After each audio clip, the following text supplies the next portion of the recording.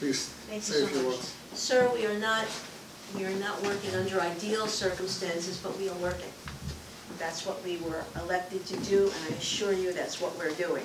I'm Theresa Ciccotto. I'm sorry I came a little late. I was at a Brooklyn Women's Bar event. It was a judiciary night, and I had to be there because I'm a former president of the organization, and I'm still on the board of directors. But any opportunity to come to Aries Club is truly a privilege, and it's a pleasure, because it's very homey here. We get to see great speakers. Councilman, you're doing a phenomenal job, and I wish I lived in your district. Well, I want to know which bar you went to tonight? And it's warm here, huh? It's warm, it's very nice. Just a quick background. I have been on the bench only 5 years. I've just been, since I last came here, I've been promoted. I'm now an acting Supreme Court Justice, and I'm sitting in matrimonial. Let me tell you a very quick background. Yes, born and raised in Brooklyn. I think I need a passport to go out of Brooklyn. No doubt I will die in Brooklyn.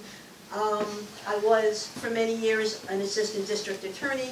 I was also a criminal defense attorney, and I was a court attorney. And it took me 11 years to get on the bench. It was not an easy venture. It was probably one of the most heartbreaking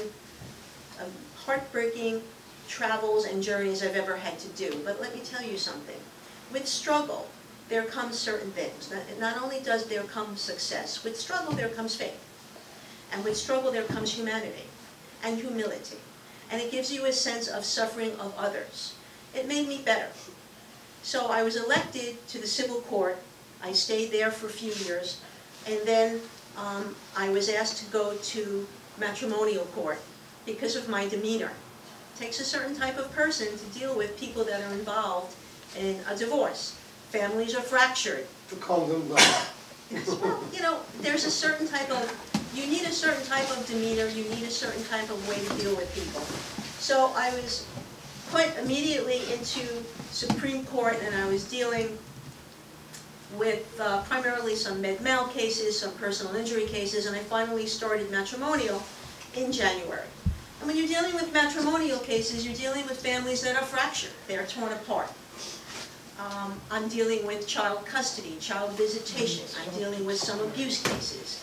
And my job at this point, what I love about matrimonial is because it gives you an opportunity to do a little more than you normally would be able to in any other aspect of the law.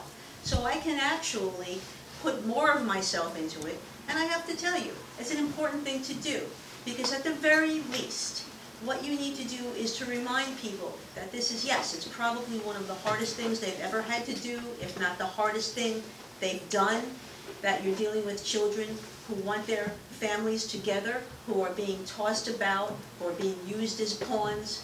And what if I could just do one thing to try to facilitate the process and try to make the process as fair and as palatable and as bearable, to just stop what I like to say to them, to stop the agony and to stop the crazy, then it's worth every day that I'm doing this.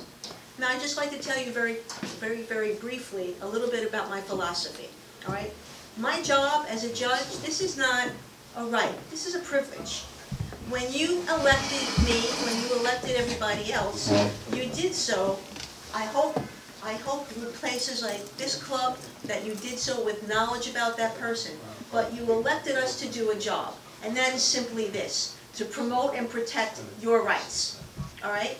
We are there to do that. We are there not only to do justice, of course, that's the pat answer.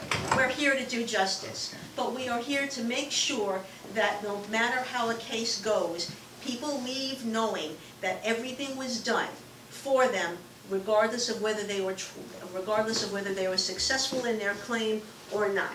This is not an easy job, because and I will tell you something else. If you're not losing sleep at night, then you're not doing your job, because you're dealing with people's lives. You're dealing with their liberty, you're dealing with their money, you're dealing with their family, you're dealing with their sanity.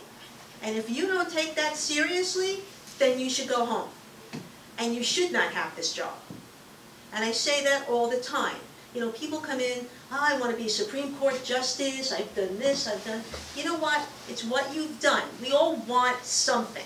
It's quite a difference when you earn something. Earn something. That's the most important thing. I'm running for Supreme Court, full Supreme Court. Thank you very much for giving me your time. God bless you and keep you, and I hope to see you soon. Thank you.